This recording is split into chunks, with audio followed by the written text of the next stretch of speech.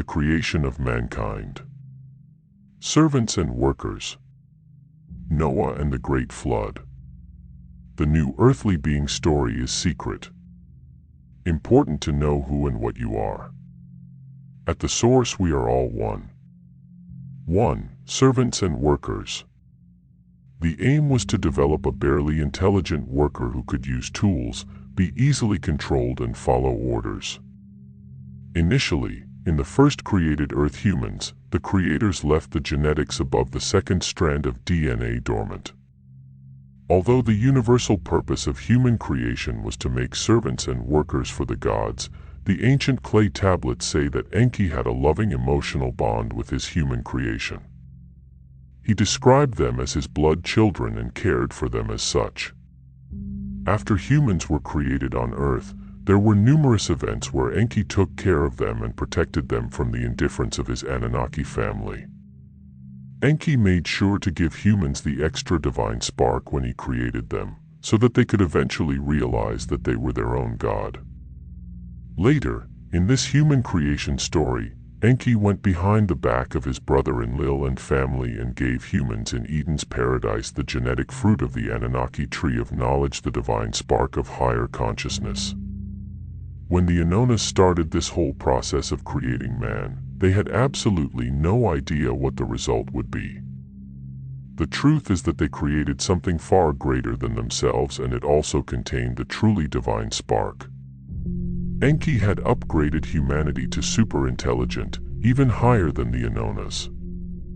After many discussions by the councils on how to remove the wicked hybrid giant children from the earth, and after Enlil had presented his case against Enki's earthly people, it was indeed decided by Father God Anu to keep the news of the coming earthly calamity hidden from all creatures on earth, in order to exterminate them collectively by the waters of the Great Flood.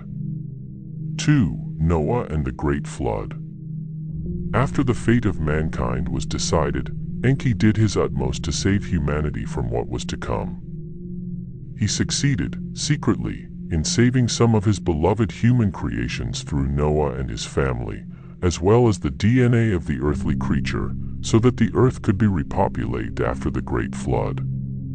The great winged red destroyer, Nibiru, then came close to the earth, its magnetic force so strong that it completely encapsulated the earth. As the gods watched from their spaceships above the earth, the huge ice sheets from the north and south plunged into the oceans, and the mighty oceans rose 6 miles into the sky. The Ice Age was abruptly ended by this great deluge, wiping out all humanity and everything that existed on the Earth's surface. During the first post-flood period, the waters receded and dry land appeared. The Syrian dynasty landed back on the Earth's surface and immediately began rebuilding their cities and their global gold mining empire. 3. The new earthly being story is secret. Enki lamented the disappearance of his human creations. There was much discussion among family members about everything that had happened on Earth. After much thought, Enlil agreed that humans should be recreated, especially since the Anunnaki still needed workers. It was agreed and recorded by Father/King Anu that this new Earthman would be less fertile, have a shorter lifespan, and be less conscious than their predecessors. It was wanted to ensure that the new Earth human would never learn the story of what had happened. It was also stipulated that the divine right to rule would be transferred from the Syrian dynasty to hybrid human Earth rulers, from which the pharaohs and kings emerged. This is the actual story of the origins of humanity today, underpinned by prehistory accurately portrayed events. The story is bittersweet and perhaps difficult to digest, but it is the truth that everyone needs to research and digest for themselves at a deeper level. Below are returning extraterrestrial correspondent Vital Froci reports about the latest developments concerning this story. 4. Important to know who and what you are. Great One, when your higher version of the soul decided to send a fragment of its own consciousness to experience life in the illusion of separation, it already knew the rules of living in a material world of duality, of polarities, and oblivion under the dense veils of the third dimension. to recall previous texts in which monads, cosmic philosophy, were already mentioned in relation to our own superior versions, and also about the fractal of this immense consciousness, which is none other than that of you, as incarnated on Earth right now. Within the rules of this Terran school, the veil of oblivion is the most important capacity required, for without it, the fragmented soul here would have no possibility of living the experiences of duality and polarity. Not only the oblivion of who you are, nor where you came from, but also the oblivion of all previous incarnations before the existence of now. This forgetfulness has made you forget your origin, which in fact makes you feel separated from the source and all other higher versions of yourself. This illusion of not belonging developed the excessive attachment to matter, man and things. However, it also developed your inferior self, i.e. the ego. The ego's growth produced the illusion of a greater struggle for survival. By not remembering how powerful you actually are, the ego came to tell you that the way to survive is to overpower others. Having power over everything and everyone would give you better living conditions, while death does not come. No doubt there was also the contribution of the elite group that has always dominated and controlled humanity. The greater the ignorance and division among humanity, the less revolt against their interests. This is the tactic they have used till date, namely divide and rule. We are not going to talk today about the Creator's plans for the earth and humanity. That has been said before on other occasions. Today we are going to speak about and for you. Yes, it is necessary because time is fast running out as the old cycle of the 3D Earth ends. A new age is already calling for passage that is going to bring about the emergence of a new age for humanity on Earth. The planetary transition is not a simple event as many think. This transition that has already started now is so big that it lasts for about 3 centuries. We are now at the end of it. And it is at this end that the changes are actually happening with more clarity. Nothing will ever be the same again. All systems will be reset and the beginnings of new systems have already been announced. Everything you already knew will cease to exist. Instead, the new and better will soon emerge. Try to imagine what it feels like to pass through a dimensional portal. You leave a world you already know, and enter a world you have never seen before. You leave the 3rd dimension, and enter the 5th dimension. You will leave behind a world of trials and reconciliation to enter a much better world of regeneration.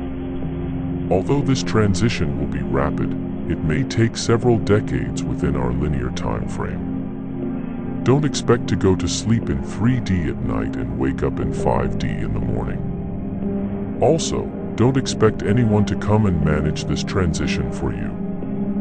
Even though the planet is going to change, you can only live on it if you have the right frequency for the new 5D planet Earth. People ask me how to reach this frequency. I answer that there is no magic formula, nor a single path. All there is a state of consciousness, which admittedly has to vibrate individually in higher energy waves.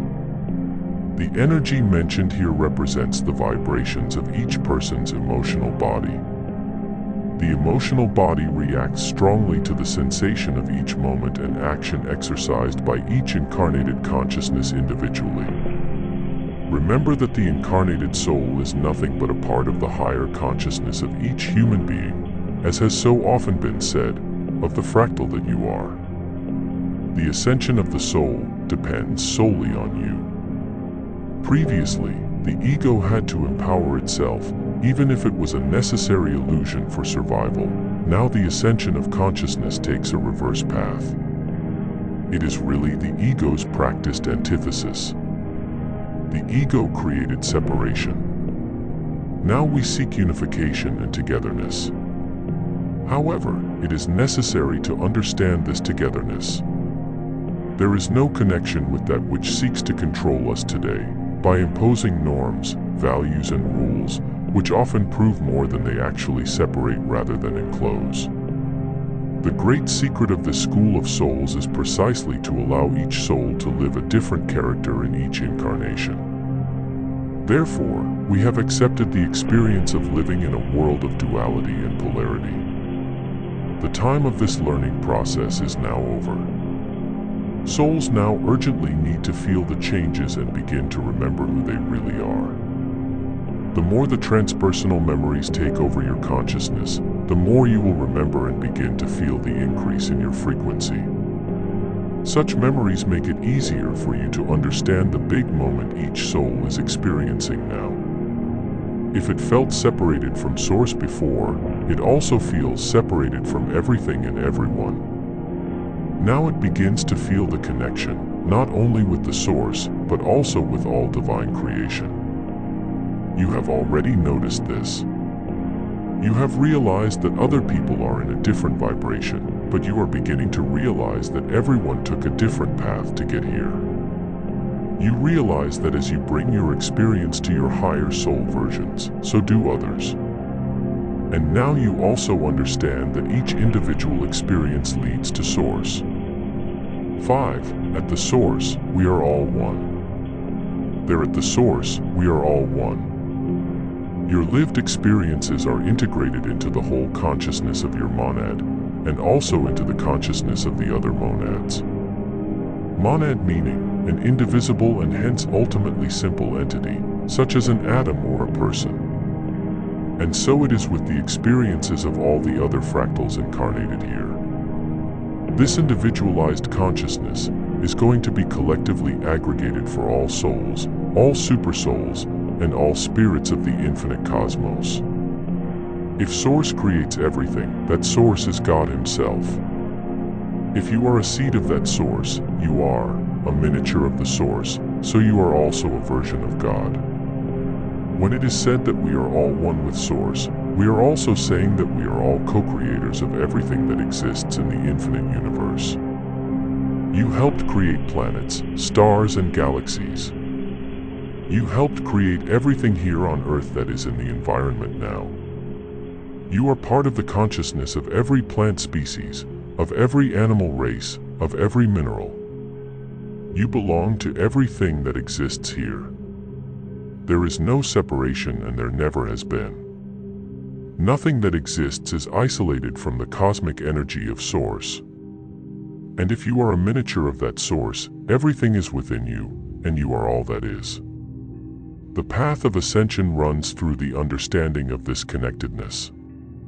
When you consciously understand this, you will be ready for the new Earth. For that is the greatest lesson you are about to experience. You have always felt separated until now, but now begins the time of reintegration of all your scattered parts. This integration with the whole needs support. I have already spoken here about the tripod of unconditional love, compassion, and respect for everything and everyone. However, we can add all the predicates that elevate, such as gratitude, joy, forgiveness, understanding, charity, solidarity, cooperation, and many others. When we truly feel these good vibrations pulsating within us, we reach the highest frequency, the very one that allows us to pass through the gates of ascension. Competition, domination, submission, and imposition create the opposite frequency because they vibrate strongly in the 3D energies. And that frequency prevents that soul from making the ascension. That is the frequency that does not belong. To belong or not to belong is entirely up to you. No one, but no one is held responsible for your decisions. Not anymore, because we are in a time of consciousness expansion, this allowing us to discern things. In conclusion, the decision to belong or not is solely in your hands, and you are accountable for your own choices. However, with the current era of expanding awareness, we have the opportunity to make informed decisions and exercise discernment in our choices.